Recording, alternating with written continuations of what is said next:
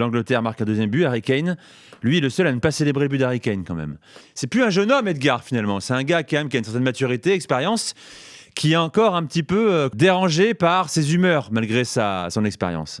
Oui, et même en Espagne où il a plutôt une bonne image, la saison passée par exemple, il avait pris 2 matchs de suspension parce qu'il avait dit fuck off à un arbitre. Ah oui, bah, tu peux le dire. Ça avait été très mal pris par l'arbitre. C'est vrai qu'on sait que c'est quelqu'un qui a du caractère, qui a tendance parfois à montrer son agacement sur le terrain, que ce soit envers les arbitres, que ce soit aussi envers ses coéquipiers quand quelque chose ne va pas. Ça fait partie de son personnage. La star égoïste montre une nouvelle fois son vrai visage. Sa place pour la Coupe du Monde devrait être remise en question. Et puis un autre tabloïd britannique explique: mauvaise attitude, capricieux, on a déjà vu ça. C'est trop, Jude Bellingham. Lui, il pense qu'il y a de sérieuses chances qu'il n'aille pas au mondial.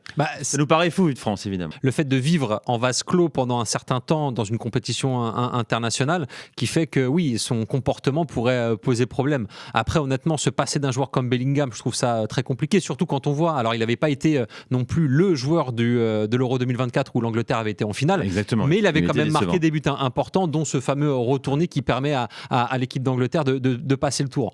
Maintenant, faut voir. Moi, je suis quand même très curieux de voir comment ça réagirait en Angleterre si Thomas Tuchel ne prenait pas Bellingham.